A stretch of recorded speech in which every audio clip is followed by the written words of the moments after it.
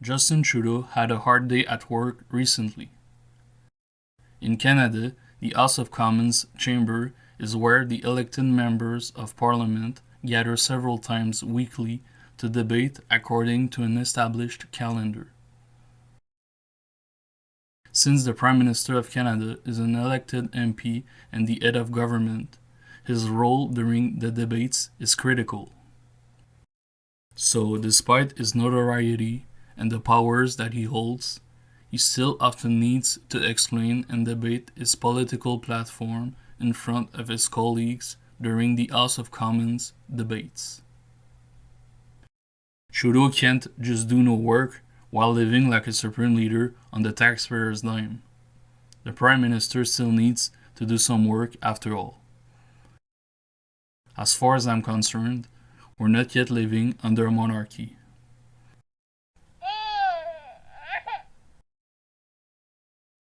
That said, it's usually during the debates that he has the most challenging time, since his colleagues from the opposition parties can ask him questions to his displeasure, and since he can't really flee the chamber with his bodyguards, as he often does when being confronted in public. That wouldn't look so great, right? Hey, this is assault. I'm on a side. What is this? I'm on a sidewalk. I am on a sidewalk. What is this? You cannot touch me. No, that can't work. Hey. Are you kidding? Are you kidding? Let go of me. What is this? You can't.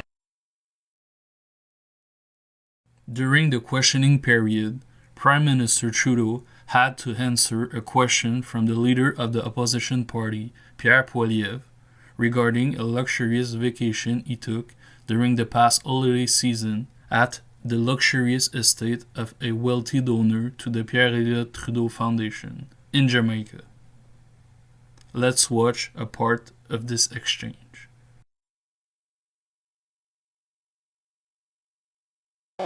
Because of the galloping inflation this Prime Minister has caused, 2/3 of Canadians say they are cutting back on summer vacations, and 1/4 say they've canceled their vacations altogether, but they'll still have to pay for someone else's vacation. $160,000 of taxpayer expenses for the Prime Minister to go down to the private villa, luxurious villa, of a super rich Trudeau Foundation donor, for which the nightly cost is as much as $9,000.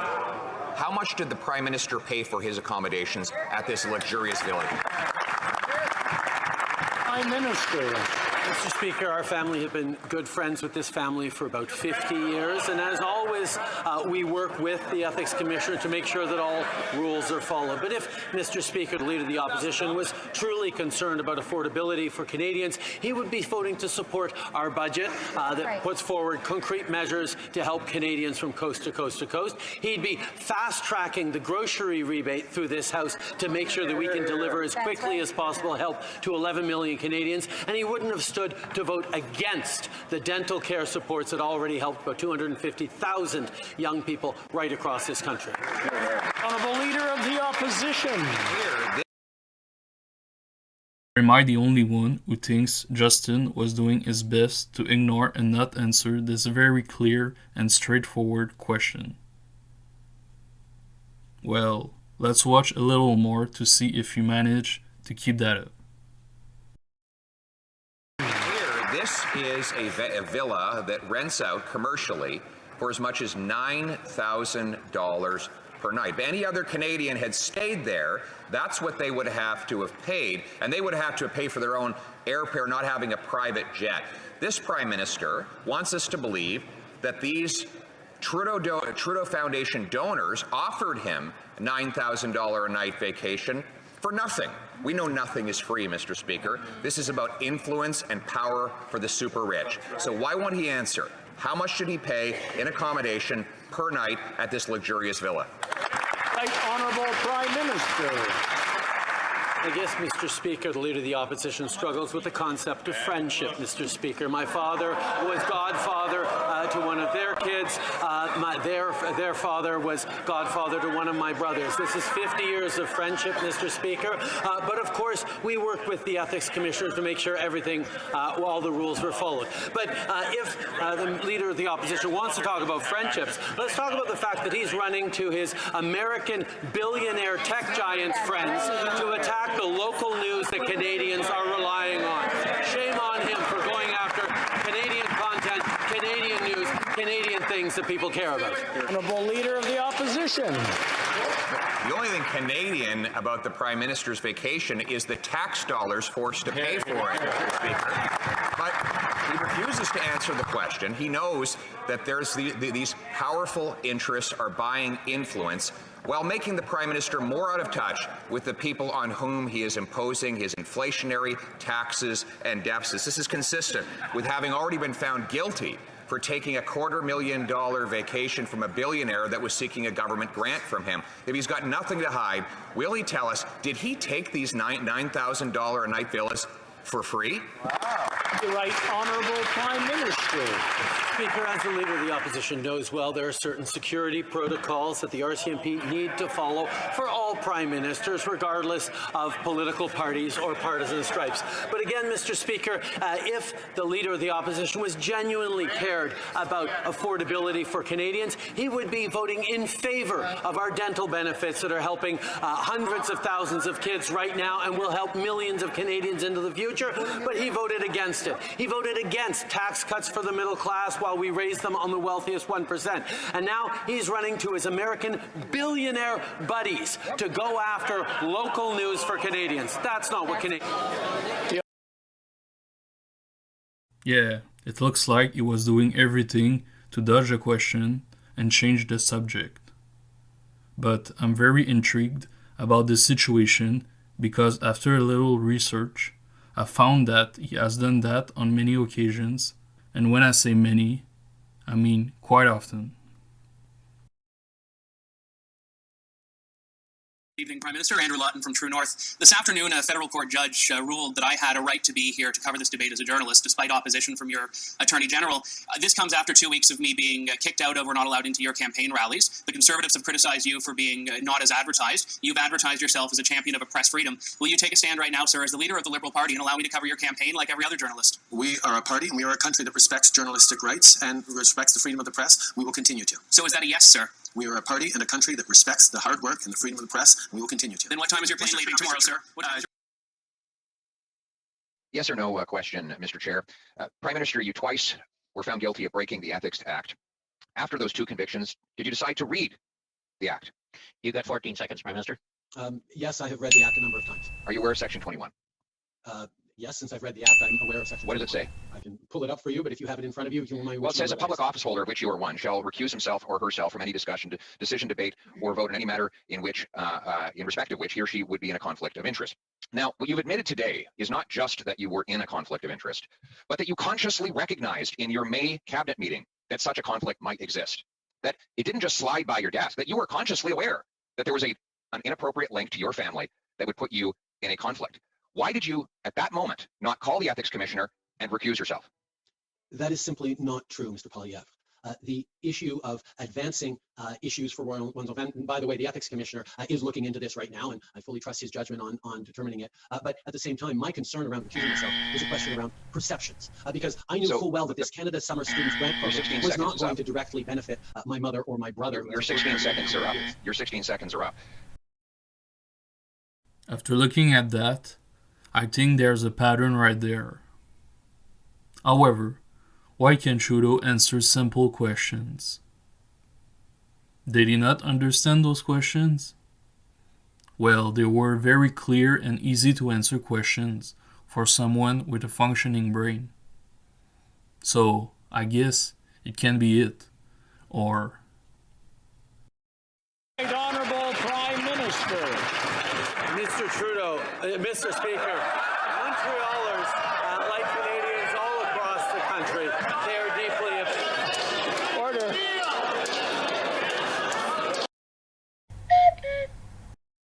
Perhaps he's having trouble understanding English. Yet again, I'm not so sure about this since he's more fluent in English than French.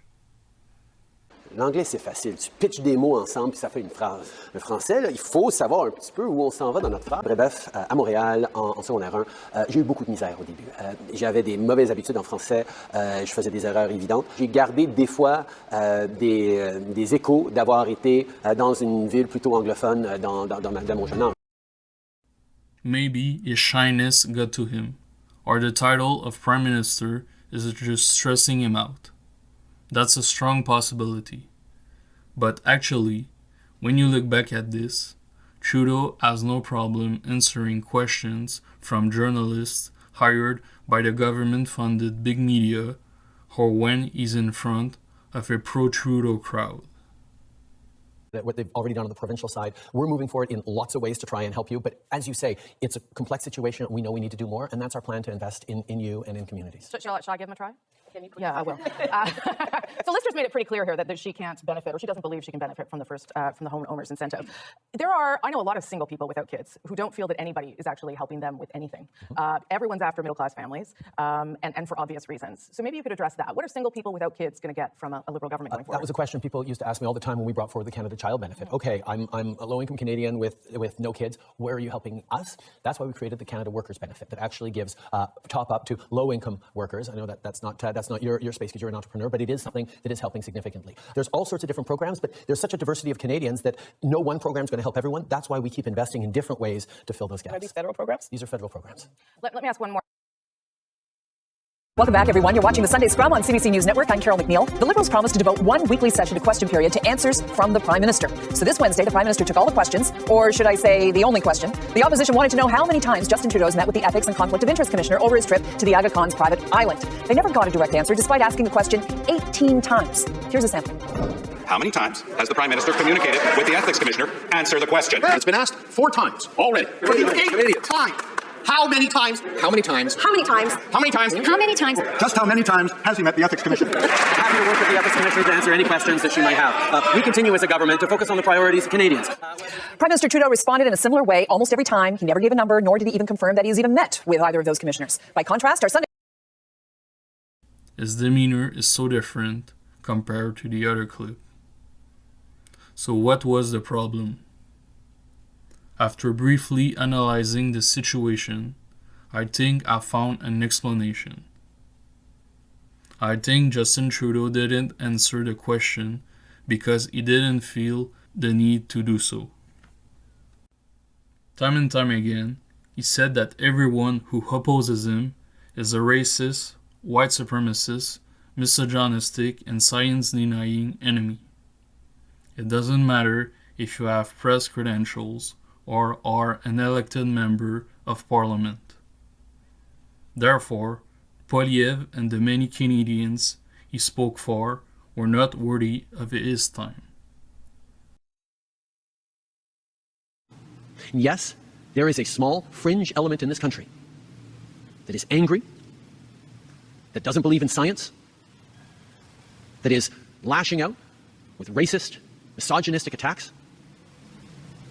But Canadians, the vast majority of Canadians, are not represented by them.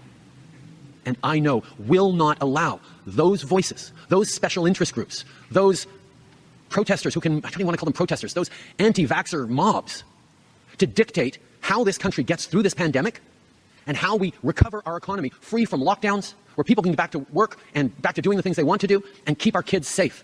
They don't get to dictate policy of this government. The small fringe minority of people who are on their way to Ottawa or who are holding unacceptable views that they're expressing do not represent the views of Canadians who have been there for each other, who know that following the science and stepping up to protect each other is the best way to continue to ensure our freedoms, our rights, our values as a country. Next question. Let's listen to Pierre Poilievre's allegations again.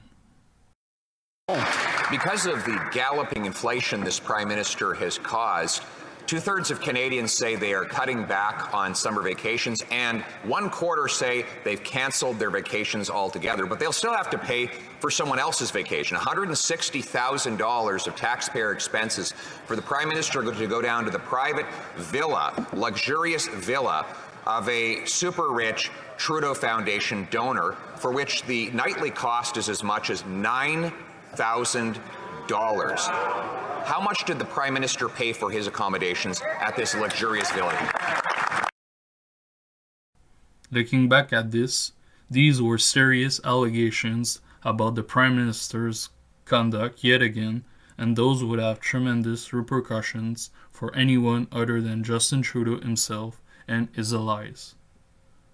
However, nothing or very little will come from this, as we've seen with Trudeau's past countless scandals. The Liberal Party has consistently raised the bar on openness and transparency.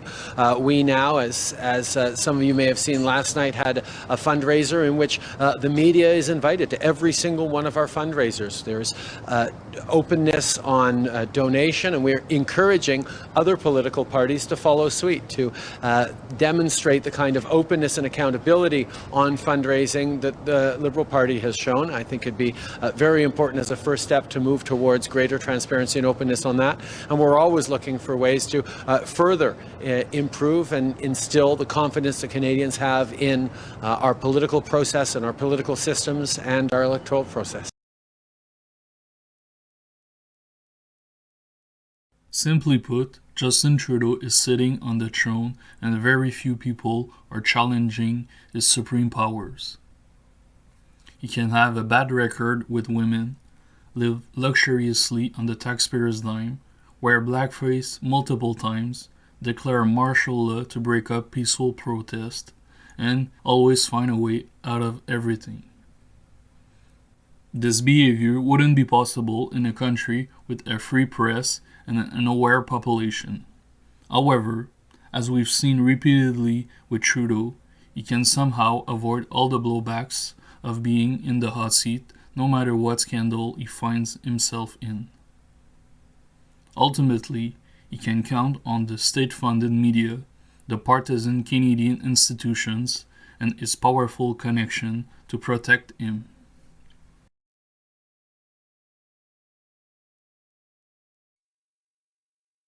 You sometimes hear about liberal bias in the media these days, how they're constantly letting our government off the hook for no good reason. Frankly, I think that's insulting. It's clear that they let us off the hook for a very good reason, because we paid them $600 million. It's clear that they let us off the hook for a very good reason, because we paid them $600 million. You don't get stellar headlines like these without greasing the wheels a bit. Also, most politicians in the opposition are cowards or part of the clan, so you can expect them not to challenge him too much. That said, he fears no one. So that's why he didn't bother to answer his critics, as far as I'm concerned. In the end, what can we do about this situation? First, we need to make politicians fear their constituents again. The Trudeau government and the corrupt institutions that do their bidding need to fear blowback from Canadians when they act out of line. My last question, Mr. Prime Minister, when did you and your government start to become so afraid of your own citizens? That's a very I unfair... am not, and we are not. Well, you should. They are supposed to work and represent all Canadians. It's about time they do their job correctly or leave the public office. But of course, we need to do that peacefully, because I don't think we want to see the goons roaming the streets again. On the other hand, I know that many Canadians think that the Trudeau days will soon be over. However, we must remain vigilant because I don't think Trudeau will leave his throne without a fight. But similar to what happened in 2019 and 2021, things can change, especially when you have a government that bribes voters with their own money for votes. Therefore, let's not let them get away with anything and demand more from them.